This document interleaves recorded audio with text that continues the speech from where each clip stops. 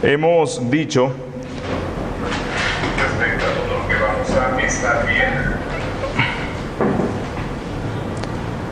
que vamos a enfocarnos en estudiar de una forma especial las marcas que identifican a una iglesia bíblica o más bien a la iglesia de Jesús.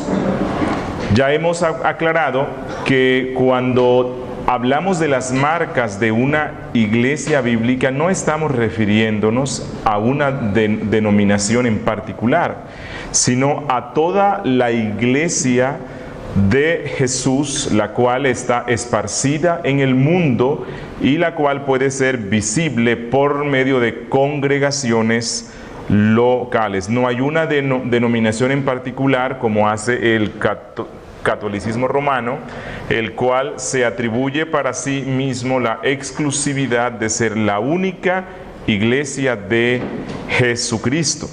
Realmente decíamos y se daba en la introducción una explicación de a qué es a lo que nosotros nos referimos con iglesia. Y vuelvo a insistir, no es una denominación en particular, aunque la iglesia de Cristo puede estar dentro de cada una de estas denominaciones.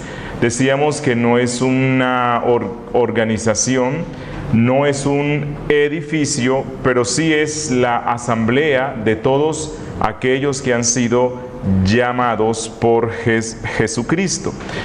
Explicábamos que el término iglesia es una transliteración que se hace del griego, y al ser una transliteración muchas veces se pierde el sentido o el significado del término transliterado. Por lo tanto, muchos cristianos cuando hablan de iglesia piensan en un edificio o en una denominación en particular con una jerarquía, pero realmente iglesia, como ya hemos visto, viene del griego eclesia, el cual está compuesto por un prefijo ex, que significa fuera o externo, y kaleo, que es un verbo, el cual significa llamar. Por lo tanto, eclesía en el sentido bíblico o cristiano se refiere a todas aquellas personas que han sido llamadas por Cristo fuera del mundo para que vivan para su gloria. Vamos a repasar algo más de lo que hemos visto. Hemos dicho e insistido que al conocer y ver las marcas distintivas que deben caracterizar a una iglesia bíblica, y si nosotros descubrimos que nuestras congregaciones tienen algunas de esas marcas, esto no nos debe conducir al orgullo, porque el hecho de pertenecer a una iglesia bíblica no significa que necesariamente somos salvos. O el hecho de que que alguien pertenezca a una iglesia que no es tan saludable bíblicamente, pero tiene por lo menos las marcas mínimas, no significa que va a ser condenado.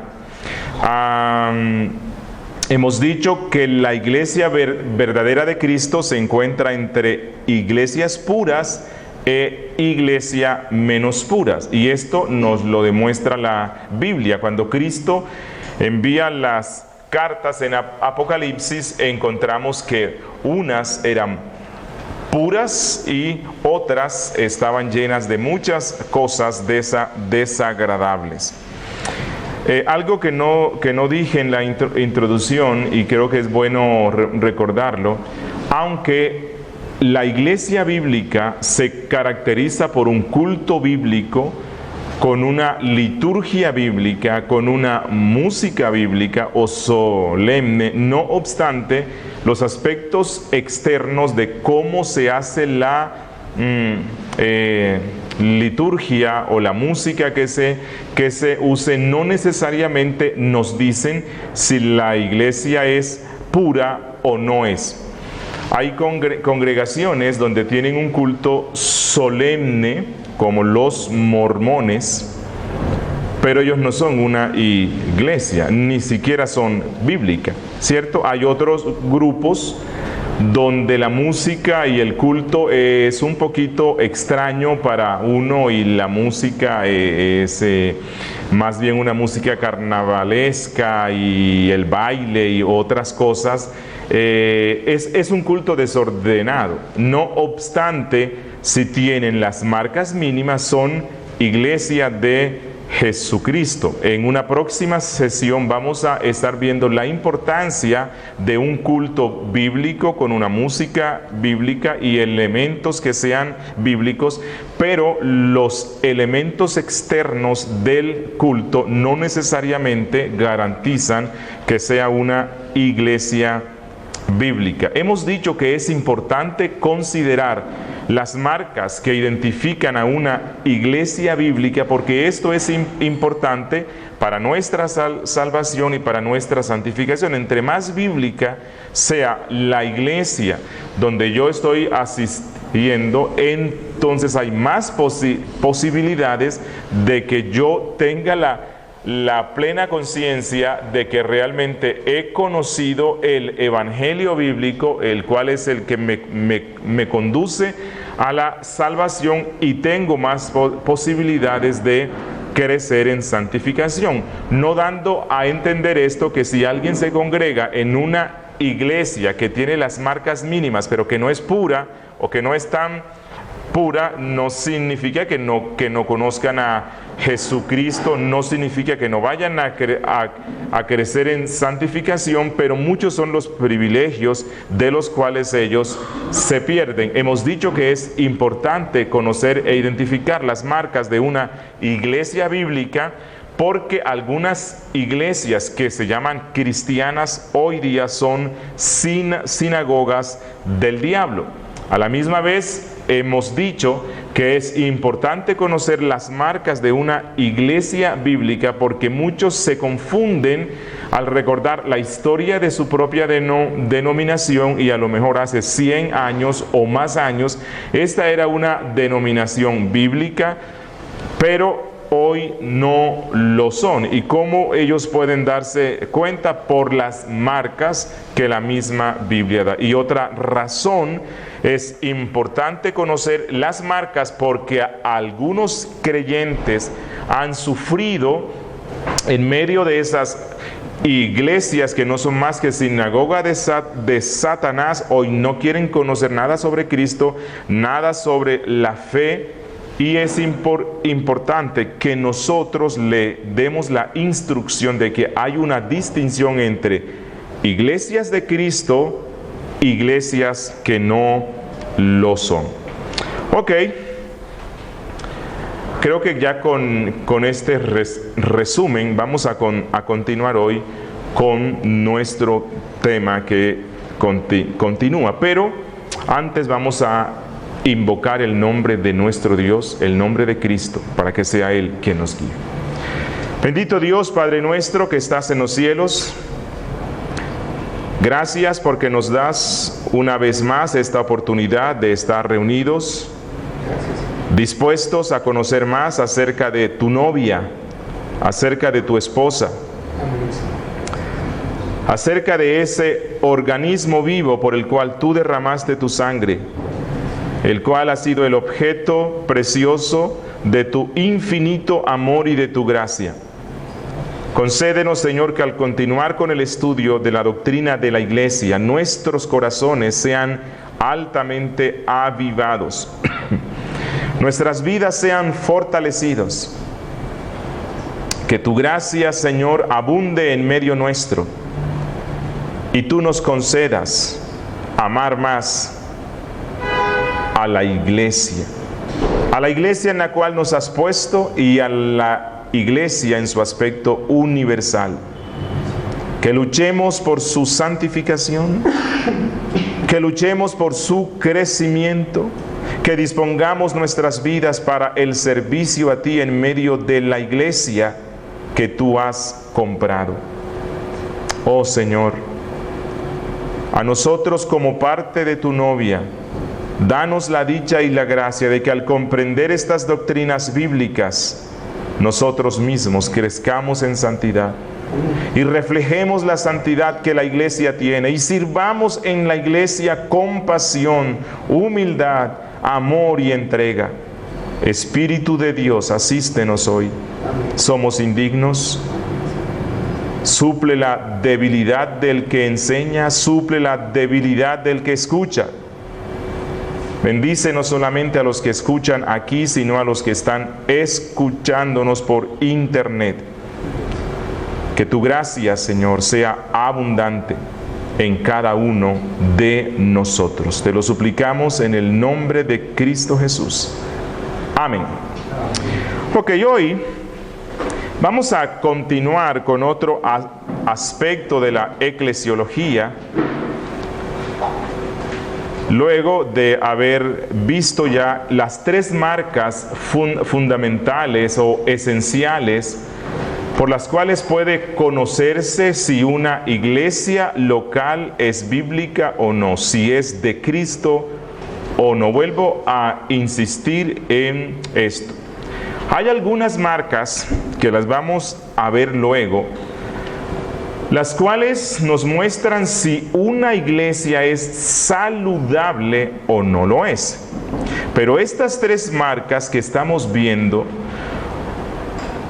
lo que nos indican es si es iglesia verdadera o no lo es. Si estas tres no están, entonces nos enfrentamos con una secta.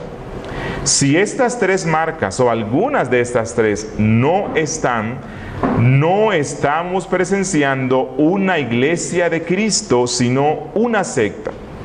Y las tres marcas las recordamos: la verdadera predicación de la palabra, la correcta administración de los sacramentos y el ejercicio fiel de la disciplina eclesiástica. Estas tres cosas son fundamentales porque fueron tres mandatos expresos que Cristo dio a la iglesia. Esto es lo que identifica a la naturaleza de la iglesia de Cristo, y si no están, entonces la naturaleza de ese grupo no corresponde con el de la iglesia de Cristo. Pero quiero que observemos algunas marcas adicionales que ya no nos dicen si la iglesia es verdadera o no, sino que más bien nos dicen si la iglesia es saludable o no lo es. Si es una iglesia que está marchando conforme al patrón de Cristo y que evidencia la presencia y la vida del Espíritu Santo de una forma especial. Estas marcas las tomé de la teología de Grudem. Si se dan cuenta, las primeras tres son las que ya hemos visto, que son las fundamentales y esenciales, sin decir que las que siguen no sean importantes, ¿verdad? O sea, una persona para ser persona humana, no necesita tener dos brazos. Si tiene un brazo, es una persona. Es más, si no tiene brazos, es un hombre, una mujer. No necesita tener dos piernas. No necesita tener ciertas partes que uno tiene en el cuerpo. ¿Por qué? ¿Qué es lo esencial? ¿Qué es lo fundamental para que una persona humana sea tal? Que tenga alma, que tenga cuerpo. ¿Cierto? Eso es lo esencial. Si no tiene eso, si no tiene alma, bueno, no es una persona humana. Si no tiene cuerpo, no es una persona humana. Pero no es necesario que tenga dos brazos o dos piernas para que sea tal. Esto mismo es lo que estamos diciendo respecto a esta distinción entre las marcas esenciales que identifican a una iglesia de Cristo y estas otras marcas que vamos a ver, las cuales son importantes. ¿Por qué? Porque ellas permiten que la iglesia local pueda expresar de una forma plena lo que Cristo se propuso que la iglesia fuera.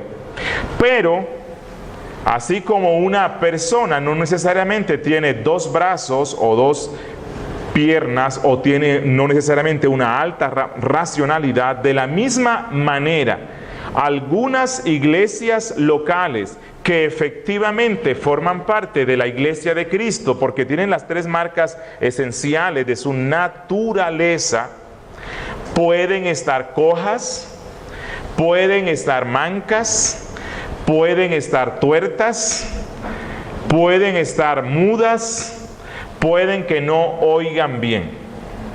Entonces vamos a distinguir entre lo que es una iglesia saludable y automáticamente vamos a ir viendo la que no lo son. Gruden, un hombre experto en Biblia, quien ha dedicado buena parte de su vida al estudio de la doctrina bíblica, llega a la conclusión que para que una iglesia sea saludable, como mínimo necesita estas 12 marcas. No le voy a mencionar las primeras 3. Una cuarta marca que él da es la adoración genuina. Una iglesia que marcha bien, que honra a Cristo de una forma excelsa, por medio de lo que ella es y de lo que ella vive, no solamente tiene predicación correcta, sacramentos correctos, disciplina, sino que tiene una adoración genuina. ¿Qué significa esto? Bueno, vamos a dedicarle tiempo en otra sesión al tema de la adoración. Mientras tanto, lo que les quiero decir es que la adoración genuina se refiere a que Dios ha dicho, Dios ha determinado, Dios ha mandado y ha dado todas las estipulaciones de cómo es que Él quiere que su pueblo le adore. Esto es a lo que nosotros denominamos el principio regulativo del culto o de la adoración. Cuando usted va al Antiguo Testamento y encuentra que Dios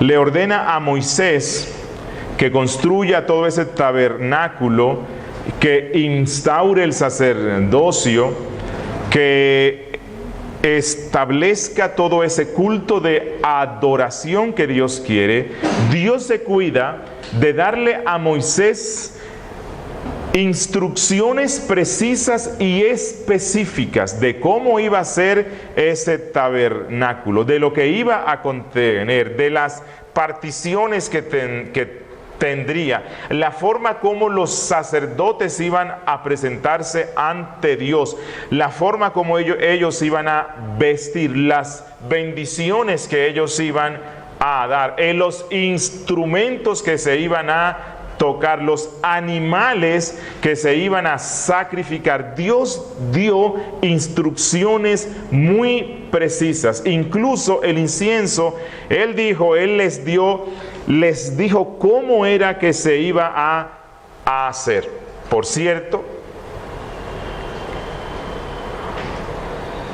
que Dios no acepta ningún cambio, ni ninguna modificación, ni ninguna intromisión humana para hacer cambios en la forma como la iglesia debe adorarlo, se deja ver porque un día nos cuenta la Biblia que dos jóvenes sacerdotes, tal vez un poco cansados de la forma antigua en la cual sus padres les rendían culto a Dios, un buen día se les ocurrió la buena idea de hacer ciertos cambios en el culto y adaptarlo un poquito más a la cultura de esta nueva generación. Eran jóvenes Casi siempre en el pueblo de Dios los jóvenes son los que tienen más la tentación de hacer ciertos cambios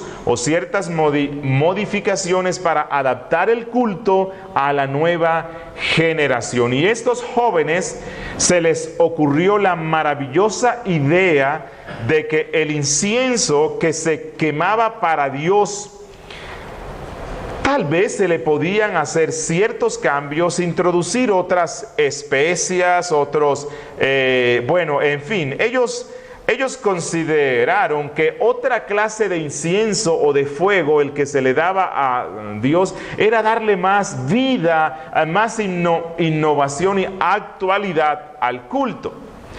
Bueno, ¿qué pasó con estos jóvenes?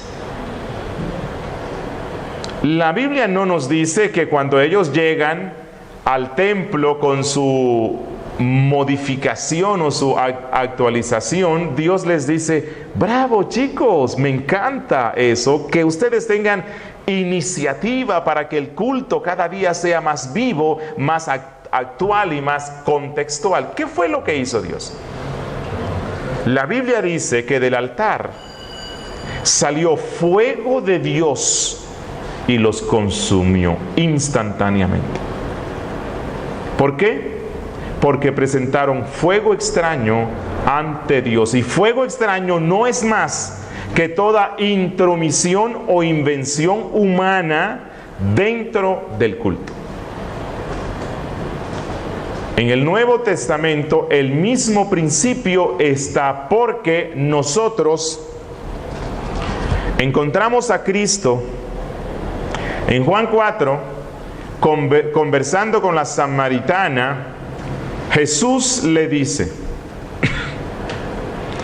a partir de hoy no se adorará ni en este monte ni en el templo, sino que los verdaderos adoradores adorarán en espíritu y en verdad. Y cuando él dice en verdad, es conforme a los principios que Dios da, conforme a la verdad del evangelio, no conforme a lo que cada uno piense que deba ser. Por lo tanto, si nosotros deseamos practicar una adoración genuina, necesitamos ver en qué consistía y cuáles eran las partes del culto de adoración que los apóstoles practicaron y conforme a las instrucciones que ellos dieron. Bueno, y encontramos que los apóstoles y la iglesia primitiva en el culto tenían danzas, palmas, dramas, chistes, cuentos. ¿Qué era lo que hacían ellos? Bueno, cuando nosotros vamos a Hechos, vamos a profundizar más. Esto es solo un anticipo. Cuando nosotros vamos a Hechos, donde se nos narra cómo era el culto en la iglesia, encontramos que la Biblia nos dice que el culto, que las partes que contenía eran predicación de la doctrina apostólica. Encontramos que tenía oraciones. Encontramos que se cantaban himnos. Encontramos que se partía el pan, es decir, se celebraba la cena. Y en las cartas el apóstol Pablo, escribiendo, creo que es a los filipenses, les dice que otra parte del servicio o del culto principal son las ofrendas. Él dice que las ofrendas se recojan el primer día de la semana, es decir, el domingo. Por ninguna parte se nos habla sobre otras cosas, no dramatizaciones, no un solo especial, no chistes, nada de eso, únicamente esas 5 partes. Vamos a recordarlas. Predicación, oraciones, himnos, cánticos, los sacramentos, ofrendas. Estas son las 5 partes que un culto de adoración de una iglesia cristiana bíblica debe tener. Pregunto, ¿podrá celebrarse una boda en el culto? No. ¿Por qué no? Porque la Biblia no nos dice que eso forme parte de un culto. ¿Podrá haber en el culto presentación de niños?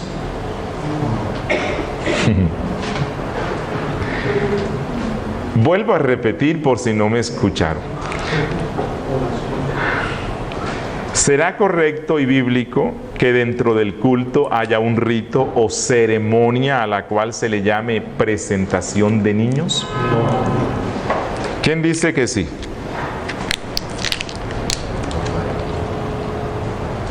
¿Por qué no?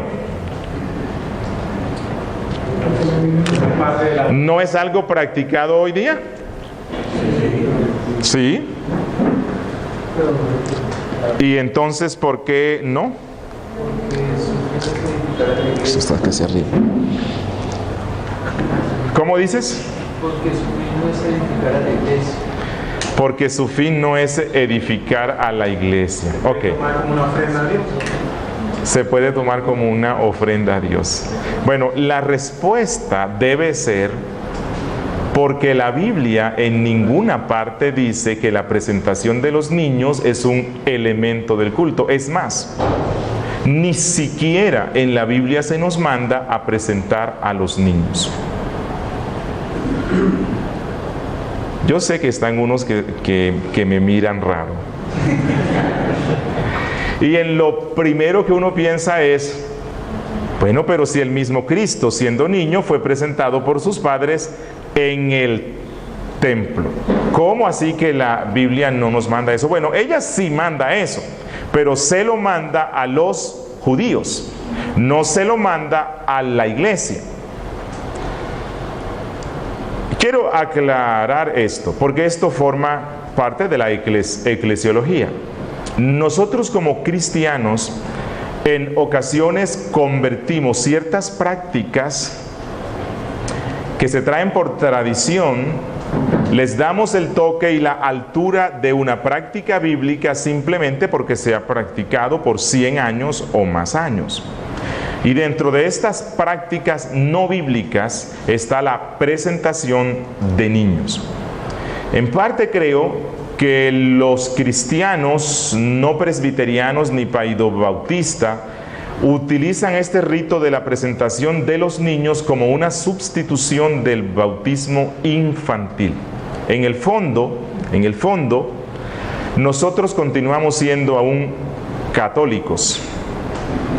Creo que buena parte de la cristiandad evangélica todavía en el fondo tiene ciertos reductos de ese catolicismo. Y qué tranquilidad para el padre cuando tiene un bebecito, bueno, que haya algo, ¿no? Algo que le dé la tranquilidad de que si su niño muere, por lo menos va a ir a la presencia de Dios. Y siendo que buena parte de los cristianos evangélicos latinoamericanos no bautizan a sus niños, entonces quedan sin nada. Así que hay que reemplazar eso por otro rito que dé cierta tranquilidad en los padres por si su niño muere. Y ese es el rito de la presentación de los niños. Y el único sustento que se usa para eso es Lucas 2, si no estoy mal, cuando José y su esposa llevan a Cristo niño y lo presentan en el templo. Dicen, bueno, así como Jesús niño fue presentado en el templo, nosotros tenemos que hacerlo hoy. Pero eso es una deducción falsa, porque la presentación de Cristo en el templo nada tiene que ver con el rito que hoy día se le llama presentación de los niños. No tiene ninguna similitud por ningún lado. Si recuerdan, ¿por qué María y José presentaron a Cristo en el templo. ¿Por qué? ¿Cuál era el sustento bíblico? ¿Cuál era la razón por la cual ellos lo presentaron? Bueno, para entender eso hay que regresar a Éxodo, recordar a la noche de la Pascua, cuando el ángel de Dios pasó por en medio de las calles y mató a todos los primogénitos de hombres y primogénitos de animales.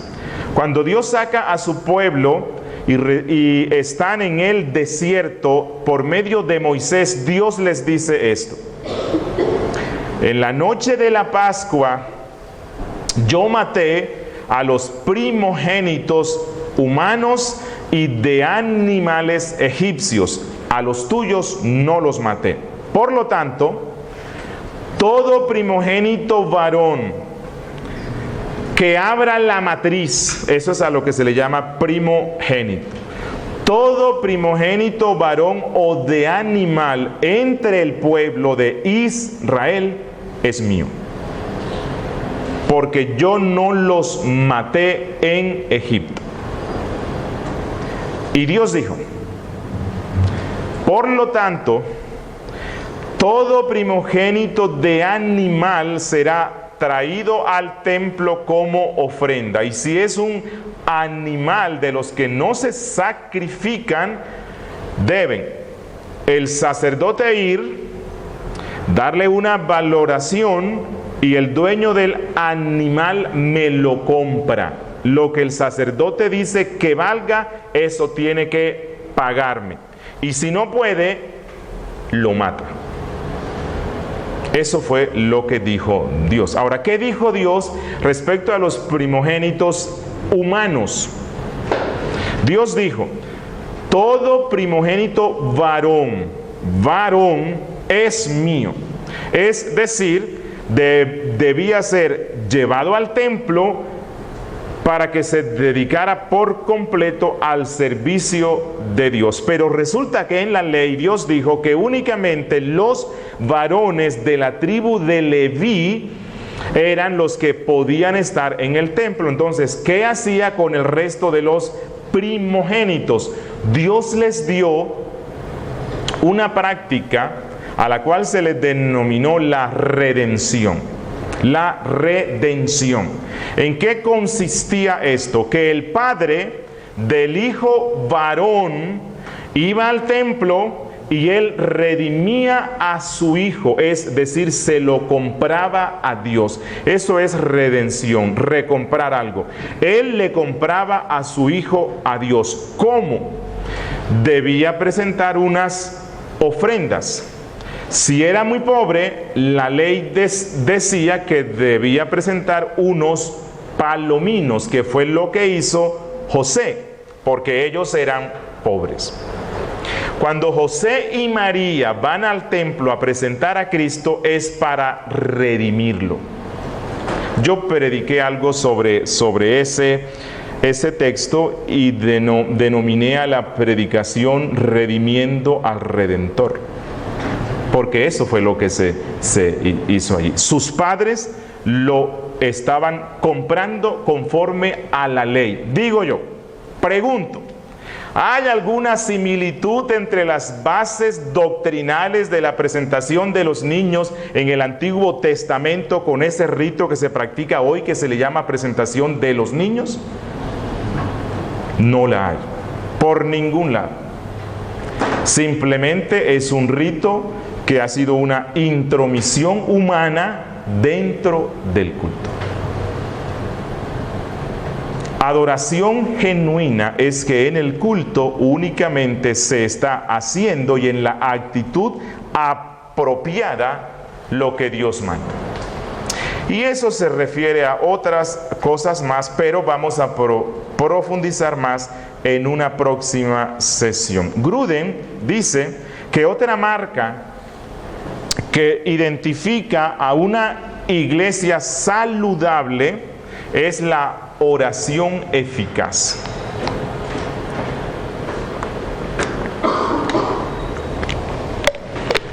¿Qué significa esto? Bueno, significa uno, que una iglesia saludable es una iglesia que ora, que saca sus tiempos congregacionales y que cada uno saca sus tiempos particulares para estar en comunión con Dios, que es una oración, es una iglesia que se postra constantemente ante el trono de la gracia para presentar ante Él sus necesidades, que es una iglesia que no se atreve a tomar ninguna decisión ni emprender algo en favor del reino sin presentarlo antes ante el trono de la gracia.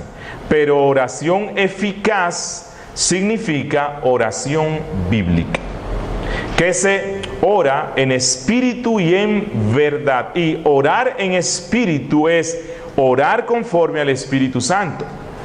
Y orar conforme al Espíritu Santo no es orar conforme a las imaginaciones de una mente entusiasta o exaltada, la cual confunde sus propios deseos, sus propios pensamientos, sus propias ilusiones con lo que el Espíritu Santo dice. No, orar en el Espíritu es orar conforme el Espíritu guió a los escritores de la Biblia a orar. Orar en el Espíritu es orar conforme a la palabra del Espíritu, que es la Biblia.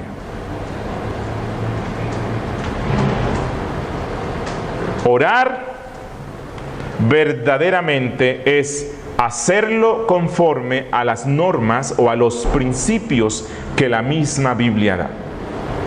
Ejemplo de lo que no es orar: hablar en supuestas lenguas mientras se ora.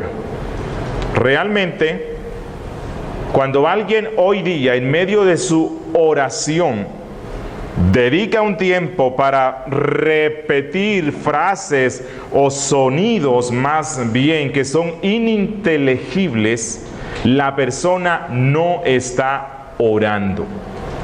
Uno, porque el don de las lenguas fue algo exclusivo para el siglo primero y Dios no lo está dando hoy. Y dos, porque la misma Biblia nos manda a que oremos con el entendimiento. Y cuando nosotros vemos las oraciones de los santos en la Biblia, todas fueron hechas con el entendimiento.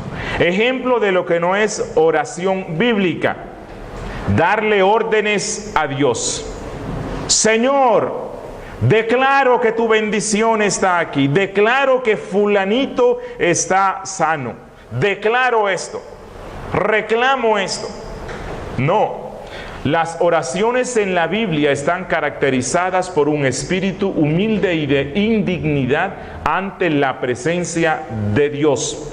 Si ustedes hacen un estudio de todas las oraciones que la Biblia tiene, y yo prediqué sobre unas 20 más o menos, casi todas, o más bien todas, tienen un lenguaje de súplica. Nunca es de mandar. Te mando, Dios. No, es una súplica, un acudir a la misericordia de Dios. Es un reconocer que nosotros no merecemos nada. Es un reconocer que Dios lo es todo y que yo no soy nada y que dependo totalmente de Él. Una iglesia saludable es una iglesia que ora y que lo practica bíblicamente. Sexto, Gruden adiciona que una iglesia saludable es una iglesia que practica las misiones. Es una iglesia que evangeliza, que hay un testimonio efectivo de Cristo al mundo, que ella no se encierra en sí misma, que sí tiene una vida comunitaria, que sí tiene una vida interna de comunión y crecimiento con Dios, pero que esta iglesia es consciente que una parte fundamental de la misión que le ha dado Dios en este mundo precisamente es llevar el Evangelio de Cristo a todas las personas para que ellos puedan conocerle, que es nuestra responsabilidad que muchos de los elegidos de Dios conozcan a Cristo por medio de nuestra evangelización. Pero quiero también aquí aclarar algo. Hay una evangelización que es bíblica y hay otra que no lo es. Está una que se ajusta a los principios que la Biblia da y está otra que está distorsionando lo que es la presentación del Evangelio. Hoy día creo que las posiciones extremas, alejadas de lo que la Biblia da, pueden ser denominadas como el hipercalvinismo y por otro lado el evangelismo decisorio o decisional. Son dos polos opuestos que están en contra, creo yo, están en contra de lo que es el evangelio bíblico. Hipercalvinismo, ¿eso qué es? Bueno, es esa interpretación que nos dice que siendo que Dios ha predestinado quienes van a ser salvos, y siendo que es Dios quien convierte al alma, y que el ser humano no puede cambiar el decreto de Dios, entonces, si es Dios quien predetermina y elige a los que han de ser salvos, si es Dios quien los llama eficazmente para que vengan a Cristo, si nadie podrá resistir la gracia del Espíritu Santo cuando llama, entonces yo no puedo hacer nada para cambiar el destino de las personas. Eso es a lo que se le llama fatalismo. Fatalismo es aquel que cree en la doctrina de la predestinación y se olvida de la responsabilidad humana. Hay unos musulmanes que se identifican con esto. Y si un hermano, hijo, padre cae en un pozo y está que se muere, ellos no lo sacan. Porque ellos dicen, es que Dios predestinó eso. ¿Cómo voy a cambiar yo lo que Dios predestinó? Bueno, eso es a lo que se le llama fatalismo, o algunos le llaman hipercalvinismo, que no debe ser confundido con el calvinismo, que es otra cosa, o con la fe reformada. Por el otro lado están los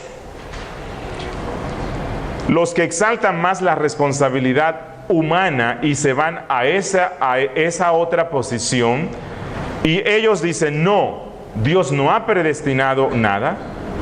El hombre tiene la capacidad en sí mismo de tomar la decisión y de ser salvo o no ser salvo, que es a lo que nosotros denominamos semipelagianismo.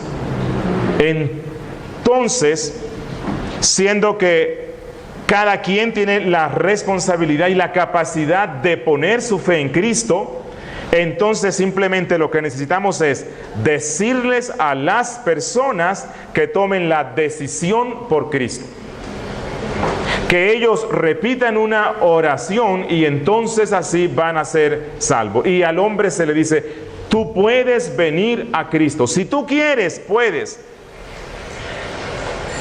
Y este evangelismo se convierte en técnicas humanas con el fin de convencer racionalmente a las personas para que tomen una decisión por Cristo. Los dos polos se alejan de lo que es el evangelio bíblico. Si nosotros deseamos ver cómo es la evangelización bíblica, hay que ir a lo que la iglesia practicaba. ¿Y qué es lo que ella practicaba? Bueno, si nosotros vamos a Hechos, encontramos la primera predicación que se da en Hechos 2, ¿no? Y el apóstol Pablo usa la ley y les dice: ustedes son asesinos, ustedes mataron al Cristo. Y cuando ellos se ven confrontados y el Espíritu Santo aplica eso, ellos dicen: ¿qué debemos hacer para ser salvos? Si se dan cuenta, los apóstoles nunca instaron a nadie para que tomara una decisión como intentando convencerlo de que si hacían esto era por una decisión personal, porque ellos mismos tenían la capacidad para hacerlo. No, ellos lo confrontan y le presentan en el estado de muerte en el que están. Y cuando ellos ven que el Espíritu Santo está obrando en el alma y que ellos se ven a las puertas del infierno y dicen: ¿qué debemos hacer para ser salvos? Entonces ellos dicen: arrepentíos y creed en el Evangelio. Creed no es simplemente repetir una oración. Creed es una convicción interna de corazón en que Cristo es su Salvador. Quiero terminar ya esta parte mostrándoles 8 en Juan. Vamos a ir a Juan 8. O más bien, antes Juan 2. En Juan 2, quiero mostrarles los errores que se cometen hoy en el evangelismo. En Juan 2 se nos narra la purificación del templo, y cuando muchos vieron ese milagro que hizo Cristo de presentarse en el templo solo y echar a todos los mercaderes y que nadie se le opusiera, y luego hizo milagros, dice en el verso 23: estando en Jerusalén en la fiesta de la Pascua, muchos creyeron en su nombre. Miren lo que el texto dice: muchos creyeron en su nombre, viendo las señales que hacía. Pero en el verso 24 hay algo extraño. Dice: pero Jesús no se fiaba de ellos porque conocía a todos. ¿Qué significa esto? Que mientras algunas personas creen en Dios, Dios no cree en ellos. Sí. Y parte del evangelismo que se practica hoy es así. Se lleva a la persona a una fe superficial, a una fe que no es genuina, a una fe basada en una presentación flexible y vacía del evangelio, donde la ley no se expone, donde a la persona no se le pone a las puertas del infierno, donde simplemente se le dice con una sonrisa bien grande: Dios te ama y tiene un plan maravilloso para tu vida. Bueno, ¿quién no dice sí? Claro que sí, yo creo. Mire, es Cristo quien estaba predicando aquí. Y a pesar de que era Cristo, haciendo milagros reales, no fingidos ni falsos como los que se dan hoy. Eran milagros reales, el Hijo de Dios predicándoles, y algunos tenían una fe falsa. Allí dice: muchos creyeron en Él, pero Cristo no creía en ellos. Tenían una fe falsa. Y el mismo Juan, capítulo 8, ya voy a terminar. Juan 8.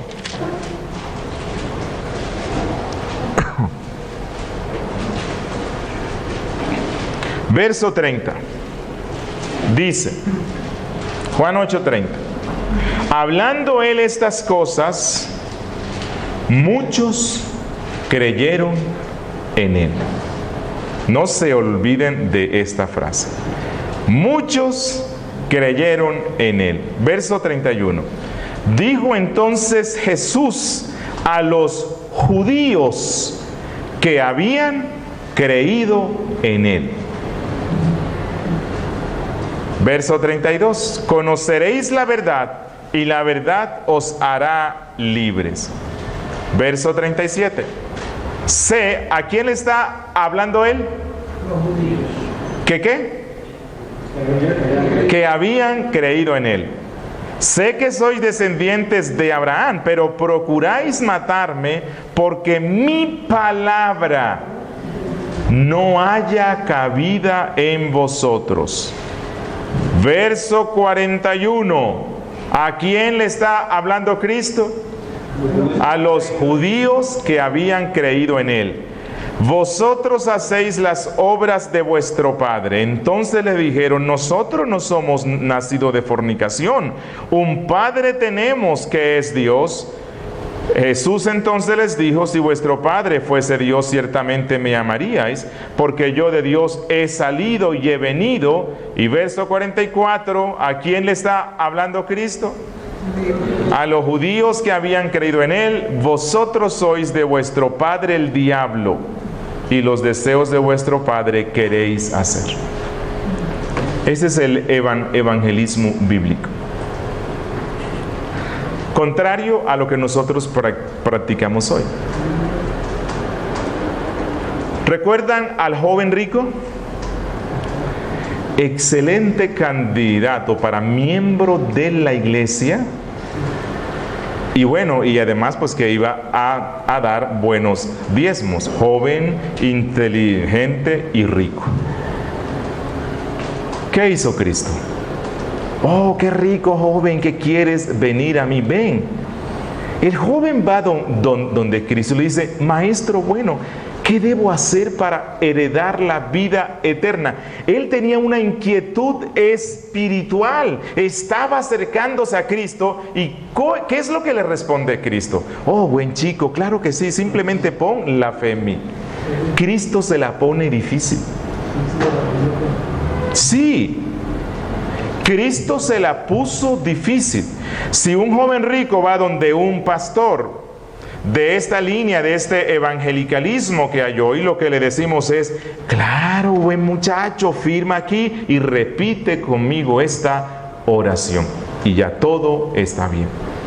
Cristo le pone trabas. Y Cristo dice, bueno, ¿tú quieres heredar la vida eterna? Guarda la ley de Moisés, los 10 mandamientos. Pero ¿qué respuesta es esa, Cristo? ¿Qué respuesta, no? Guarda los mandamientos. Y encima, vende todo lo que tienes y dalo a mi ministerio. No. Vende todo lo que tiene y siémbralo en mí. No, vende todo lo que tiene y dalo a los pobres. Jesús dijo que la puerta que conduce al reino de los cielos es una puerta ¿qué? Angosta, estrecha, y pocos son los que la hallan. Y algunos que están intentando entrar, la Biblia nos muestra que Cristo y los apóstoles le pusieron trabas. ¿Por qué? Porque Cristo mismo dijo que es necesario primero considerar el costo. Creer en el Evangelio tiene un costo, andar en el Evangelio tiene un costo, pero hoy día el evangelicalismo moderno quitó todo costo y nos hemos esforzado tanto por ampliar la puerta para que todos quepan, que ya esta es una puerta ancha. Y esa puerta ancha del evangelicalismo que hay hoy no conduce a la salvación, conduce al infierno. ¿Sí? Entonces, evangelismo bíblico es una cosa distinta a algunas formas de evangelizar o de hacer misiones que se usan hoy.